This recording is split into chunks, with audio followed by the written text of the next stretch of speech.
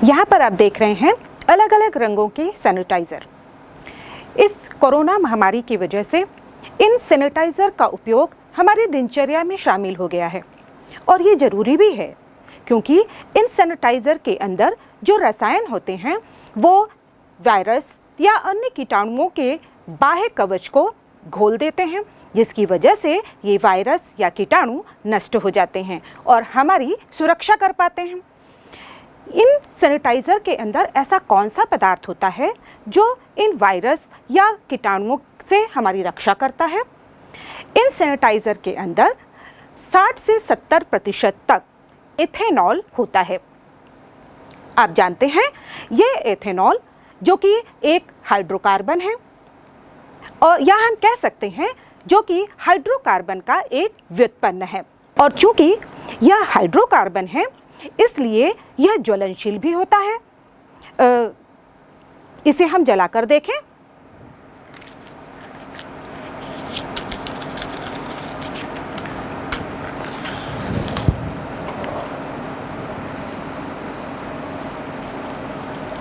ये देखिए, यहाँ पर पेट्रो डिश में मैंने ये थोड़ा सा सैनिटाइज़र निकाल कर रखा है और यह इस तरह से यहाँ पर आपको जलता हुआ दिखाई दे रहा है। इसका मतलब यह है कि इसके उपयोग करते समय हमें सावधानी भी रखनी चाहिए ताकि यहाँ पर जलती हुई चीज़ों इसके संपर्क में ना आए, क्योंकि यह ज्वलनशील पदार्थ है। अतः इसका उपयोग करते समय हमें सावधानी रखनी चाहिए और कोई भी जलती हुई चीज़ के पास इसे नहीं लाना चाहिए। इसके अलावा आपने देखा होगा कि यह वाष्पशील भी है, क्योंकि यदि हम इस सैनिटाइज़र की बोतल को खुला छोड़ दें तो कुछ समय के बाद इसमें का सैनिटाइज़र उड़ जाता है और हमारी बोतल खाली हो जाती है। इन सारे गुणों के साथ हम अब ये जानने की कोशिश करते हैं कि वास्तव में ये एथेनॉल या हाइड्रोकार्बन क्या है। जैसा कि आप सभी जानते हैं, आवर्त सारणी के पी ब्लॉक में उपस्थित तत्व कार्बन एक ऐसा तत्व है जिसके यौगिकों की संख्या शेष अन्य तत्वों के सारे यौगिकों की संख्या से भी अधिक है। और इसका कारण भी आप जानते हैं, क्योंकि कार्बन में श्रृंखला बनाने की प्रवृत्ति होती है। ये कार्बन एक एक करके आपस में जुड़कर लंबी श्रृंखला बना सकते हैं या फिर ये शाखित श्रृंखला भी बना सकते हैं और ये चक्रीय श्रृंखला भी बना सकते हैं। इसके अलावा ये एरोमेटिक रूप में भी उपस्थित होते हैं। साथ ही साथ चूंकि ये कार्बन अपनी संयोजकता पूरी करने के लिए द्विबंध तथा त्रिबंध भी बनाते हैं और साथ ही साथ ये हाइड्रोजन के अलावा ऑक्सीजन, सल्फर, नाइट्रोजन जैसे तत्वों के साथ भी आसानी से बंध बना लेता है। यही सब कारण है कि इसके यौगिकों की संख्या बहुत अधिक है। जब कार्बन केवल हाइड्रोजन के साथ मिलकर यौगिक बनाता है तो उसे हम हाइड्रोकार्बन कहते हैं। जैसे कि यहाँ पर आप देख सकते हैं, यहाँ पर कार्बन की श्रृंखला उपस्थित है और इसमें चारों ओर हाइड्रोजन जुड़े हुए हैं, तो यह एक प्रकार का हाइड्रोकार्बन हुआ। इन भिन्न भिन्न प्रकार के हाइड्रोकार्बन में से यदि एक या एक से अधिक हाइड्रोजन को जब हम किसी अन्य परमाणु या परमाणुओं के समूह या फिर जिसे हम क्रियात्मक समूह कहते हैं उनके द्वारा प्रतिस्थापित कर देते हैं तो हमें एक नए प्रकार के यौगिक प्राप्त होते हैं, जिनके गुण इन हाइड्रोकार्बन के गुणों से बिल्कुल भिन्न होते हैं। और चूंकि इनके गुण भिन्न होते हैं इसलिए इनके उपयोग भी भिन्न भिन्न होते हैं। इसी तरह से जब हम इन एलिफैटिक हाइड्रोकार्बन के एक हाइड्रोजन परमाणु को या एक से अधिक हाइड्रोजन परमाणु को हाइड्रोक्सिल समूह के द्वारा प्रतिस्थापित कर देते हैं तो हमें एक नए प्रकार का यौगिक प्राप्त होता है जिसे अल्कोहल कहा जाता है। दूसरी ओर यदि हम इन एरोमेटिक जो बेंजीन रिंग होती है उसके एक या एक से अधिक हाइड्रोजन परमाणु को हटाकर यहाँ पर हाइड्रोक्सिल समूह जोड़ देते हैं तो हमें एक दूसरे प्रकार के यौगिक प्राप्त होते हैं जिन्हें फिनॉल कहा जाता है। ये अल्कोहल तथा फिनॉल हमारे दैनिक जीवन में भी और साथ ही साथ औद्योगिक रूप से काफ़ी महत्वपूर्ण हैं। एक अन्य प्रकार के तत्वों का समूह भी प्राप्त होता है यदि हम इन हाइड्रोकार्बन के किसी एक हाइड्रोजन को हटाकर एल्कोक्सी समूह या एरिलॉक्सी समूह के द्वारा प्रतिस्थापित कर दें।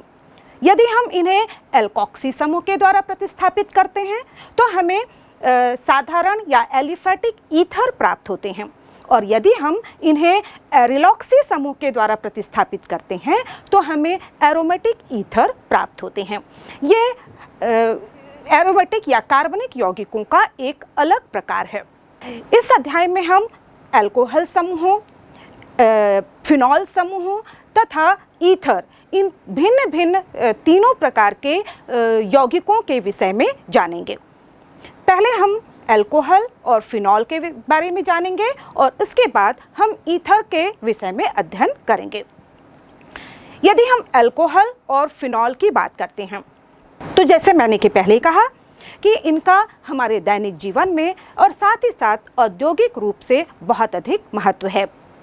जैसे कि आपने अभी देखा कि यहाँ पर सैनिटाइज़र में भी इन अल्कोहल का उपयोग किया जाता है। इसी तरह से हम देखें कि हमारे घरों में जो डिसइंफेक्टेंट या घरों की सफाई के लिए जो उपयोग होते हैं उनमें भी इसी प्रकार के हाइड्रोक्सिल समूह युक्त यौगिक होते हैं।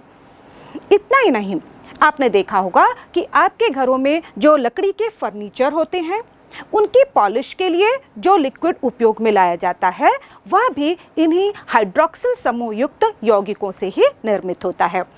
इसी तरह से आपने देखा होगा कि आप जो प्रयोगशाला में स्प्रिट लैंप उपयोग करते हैं तो स्प्रिट लैंप में जो स्प्रिट उपयोग में लाई जाती है वह भी हाइड्रोक्सिल समूह युक्त एक यौगिक ही है, और जिसमें लगभग 95% तक एथेनॉल उपयोग में लाया जाता है। इसी तरह से आप देखें कि आपके कपड़े, जो कॉटन कपड़े होते हैं और जिन्हें बनाने के लिए हम कपास का उपयोग करते हैं, तो ये कपास भी एक प्रकार के हाइड्रोक्सिल समूह युक्त यौगिक ही हैं। उसके अलावा ये आपकी पुस्तक, आपने देखा होगा जो हमारी पुस्तक होती है वह भी, उसका जो कागज़ है वह भी हाइड्रोक्सिल समूह युक्त यौगिक ही होते हैं। आप स्वयं सोचिए, आप दिन भर में कागज़ से निर्मित कितनी वस्तुओं का उपयोग करते हैं। आपकी पुस्तकें, मैगजीन, न्यूज़पेपर या फिर नोट, चेकबुक या फिर आपको मिलने वाले प्रमाण पत्र, ये सभी कागज़ से ही निर्मित हैं और ये सभी किसी न किसी रूप में हाइड्रोक्सिल समूह युक्त कंपाउंड ही है। इसी तरह से खाद्य शर्करा, जो शक्कर हम इस्तेमाल करते हैं, वह भी एक प्रकार का हाइड्रोक्सिल समूह युक्त यौगिक ही है। तो आप देख सकते हैं कि सामान्य दैनिक जीवन में भी और औद्योगिक महत्व के रूप में भी ये हाइड्रोक्सिल समूह युक्त कंपाउंड हमारे लिए काफ़ी महत्वपूर्ण हैं।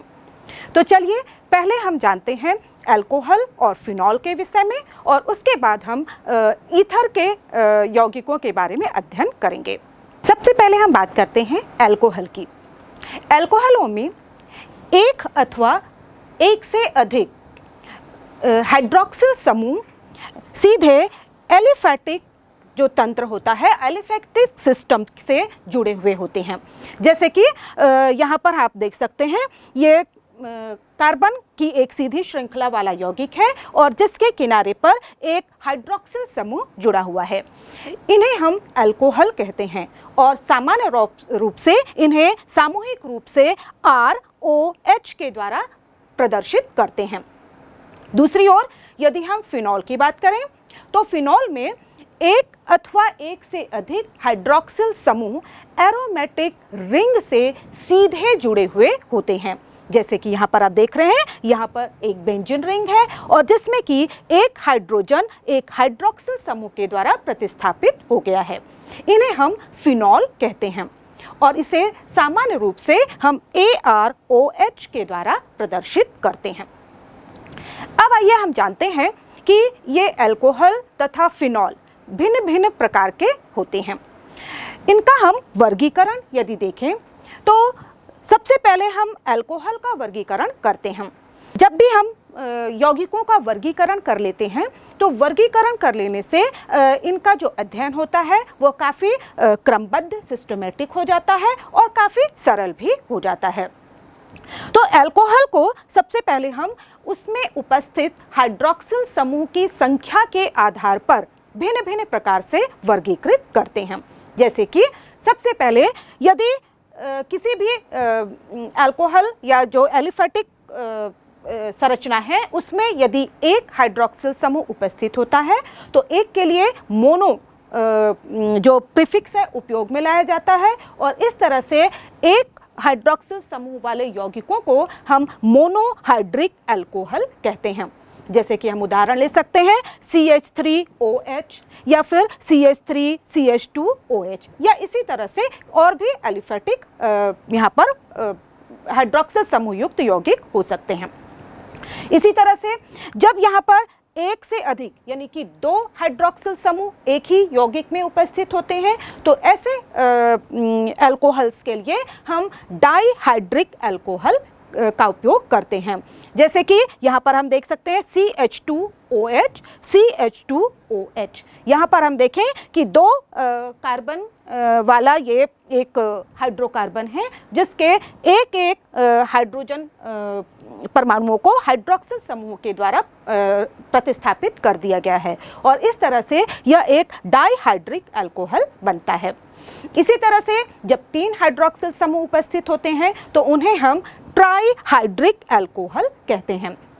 जैसे यहाँ पर आप सूत्र लिख सकते हैं CH2OH CHOH CH2OH। तो यहाँ पर हम देखें कि जो 3 कार्बन वाला एक मूल हाइड्रोकार्बन है उसके 3 हाइड्रोजन परमाणुओं को 3 हाइड्रोक्सिल समूहों के द्वारा प्रतिस्थापित कर दिया गया है और इस तरह से हमें ट्राइहाइड्रिक अल्कोहल प्राप्त होते हैं।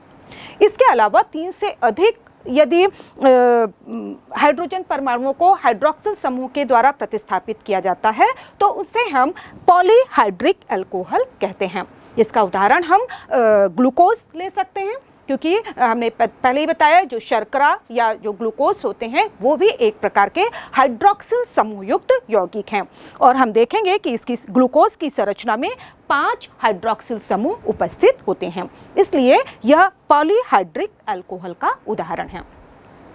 इस तरह से हम फिनॉल का वर्गीकरण देखते हैं। फिनॉलों में भी ये जब जितने हाइड्रोजन परमाणु हाइड्रोक्सिल समूह के द्वारा प्रतिस्थापित होते हैं उसके आधार पर यानी कि हाइड्रोक्सिल समूह की संख्या के आधार पर ही हम इन्हें वर्गीकृत करते हैं। जैसे जब एक हाइड्रोक्सिल समूह उपस्थित है तो उसे हम मोनोहाइड्रिक फिनॉल कहेंगे। जैसे यहाँ पर हम देख रहे हैं एक बेंजीन रिंग है जिसमें से एक हाइड्रोजन परमाणु को एक हाइड्रोक्सिल समूह के द्वारा प्रतिस्थापित कर दिया गया है और इस तरह से हमें मोनोहाइड्रिक फिनॉल प्राप्त होते हैं। इसी तरह से जब 2 हाइड्रोजन परमाणुओं को 2 हाइड्रोक्सिल समूह के द्वारा प्रतिस्थापित कर दें तो हमें डाइहाइड्रिक फिनॉल मिलेंगे।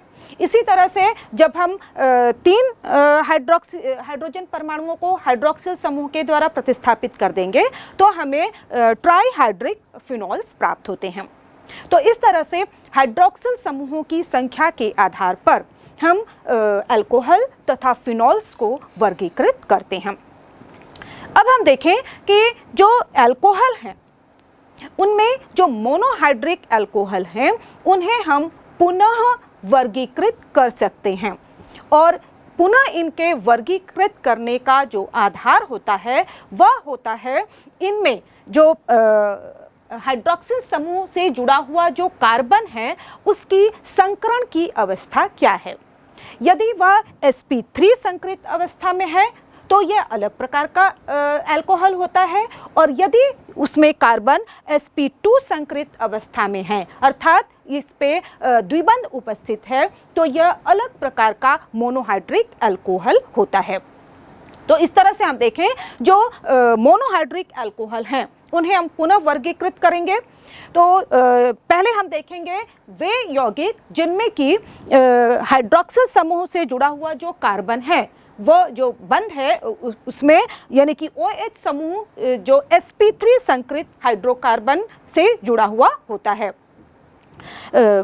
यहाँ पर जो हाइड्रोक्सिल समूह है वह sp3 संकरित कार्बन से जुड़ा हुआ होता है। अब यहाँ पर हम देखें अब यह भी प्राथमिक द्वितीयक और तृतीयक भी हो सकता है।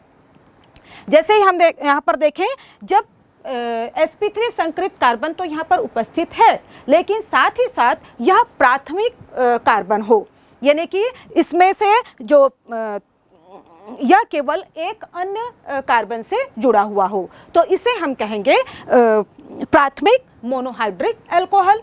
यहाँ पर जैसे आप यहाँ पर उदाहरण दे सकते हैं कि यहाँ पर इसका उदाहरण है, जैसे हमने ले लिया है CH3 CH2 और यहाँ पर है CH2OH। तो यहाँ पर हम देख रहे हैं कि जो हाइड्रोक्सिल समूह है वह के जिस कार्बन से जुड़ा हुआ है वह sp3 संकरित कार्बन है, और sp3 संकरित कार्बन हम इस तरह से कह सकते हैं क्योंकि इसकी सभी संयोजकताएं सिंगल बंध के द्वारा पूरी हो रही हैं। साथ ही साथ यह प्राथमिक है क्योंकि यह केवल एक अन्य कार्बन परमाणु से जुड़ा हुआ है। इसी तरह से हम दूसरा उदाहरण ले सकते हैं जिसमें हम लेंगे CH3CH और यहाँ पर देखिए इसके साथ OH है और जो बीच में जो CH आपको दिखाई दे रहा है, कार्बन दिखाई दे रहा है, उससे एक CH3 समूह और जुड़ा हुआ है। यानी कि यहाँ पर जो कार्बन है वह sp3 संकरित तो है ही, साथ ही साथ चूंकि यह दो अन्य कार्बन परमाणुओं से जुड़ा हुआ है, इसलिए यह द्वितीयक प्रकार का मोनोहाइड्रिक अल्कोहल होगा। इसी तरह से हम देखें, यदि हम उदाहरण ले देते हैं कार्बन जिससे जुड़े हुए जिनकी तीनों संयोजकताएं CH3 CH3 CH3 के द्वारा पूरी हो रही हैं, साथ ही साथ इस कार्बन से हाइड्रोक्सिल समूह जुड़ा हुआ है।